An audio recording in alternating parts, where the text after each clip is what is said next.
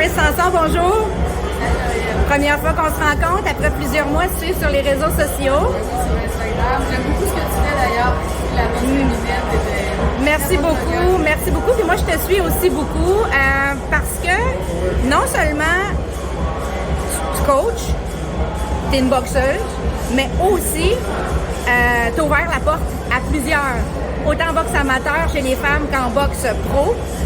Tu n'étais peut-être pas la première pro, la première à s'être battue chez les pros, mais tu es la première à avoir été chercher une médaille d'or chez les amateurs au championnat du monde, au tout premier championnat en 2001. Exact. J'ai été la première à être signée en fait par un promoteur. Aussi. C'est impressionnant.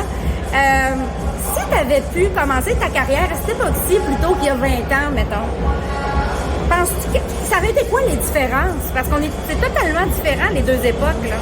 Ben, en fait, je pense que les filles aujourd'hui qui commencent, qui font des combats professionnels, ils ont beaucoup plus de visibilité.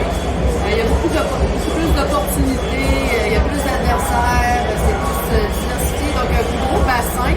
La qualité, le spectacle est plus relevé. Et je pense que maintenant, c'était vraiment une belle période là, pour la boxe féminine.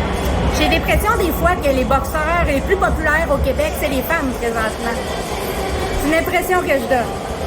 Ben, écoute, j'ai tendance à être d'accord avec toi parce que présentement, tu sais, les gros noms en boxe québécois, c'est Kim Taniel.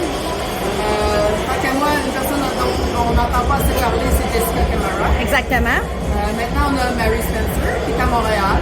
Marie-Ève Dicker revient d'une opportunité de 4 ceintures. Exactement. Présentement, tu sais, la boxe féminine au Québec, là, elle est en pleine essence. Elle est à un haut niveau.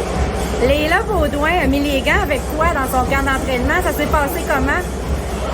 C'était génial. Honnêtement, c'était un beau sparring avec Léla. Autant de part et d'autre, autant pour elle que pour moi. Parce que, ben, c'est ça, dans le fond, Léla à Québec, je pense que c'est du sparring avec les garçons, avec les filles, c'est plus rare. Et je pense que je suis une très bonne sparring partner pour Léla. Je dirais le niveau de sparring, l'intensité qu'il y a entre nous deux, elle est beaucoup plus, disons, élevée qu'avec n'importe qui que je peux retrouver dans la région de Québec. C'est sûr, c'est du bon sparring, ça c'est certain. Connaissant Léla, puis te connaissant, c'est sûr, c'est du bon sparring. Exact. Puis honnêtement, j'ai hâte de remettre les gars avec elle parce que c'était vraiment une super belle expérience qu'on a eue ensemble. Nos coachs aussi, je pense qu'on est content des résultats. C'est très bon pour les deux.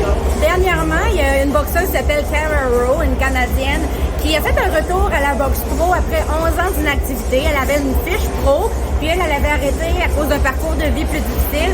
Toi aussi, tu as eu ton propre parcours. Tu as arrêté t'es disparu pendant un bon bout de temps pour faire ce que tu avais à faire.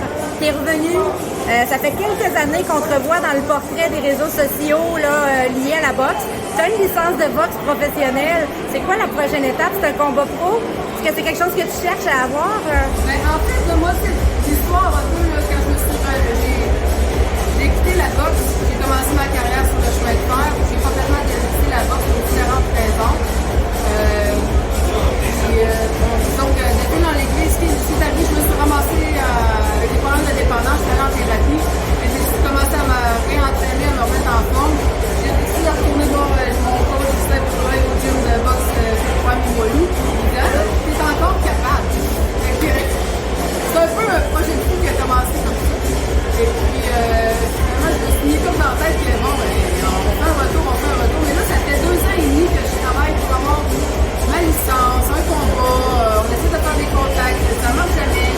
J'ai répondu, moi, il y avait eu Brie Harling, je sais pas si tu te rappelles, Brie Harling, elle avait envoyé sur les médias sociaux, elle avait challengé n'importe qui en titre canadien, qu'elle allait se battre contre n'importe qui. À ce moment-là, j'ai annoncé que je voulais faire mon retour.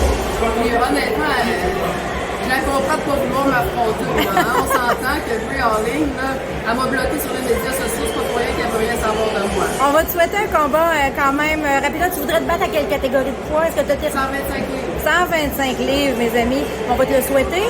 Très contente de te rencontrer, puis je te souhaite une excellente soirée. Merci. Merci beaucoup.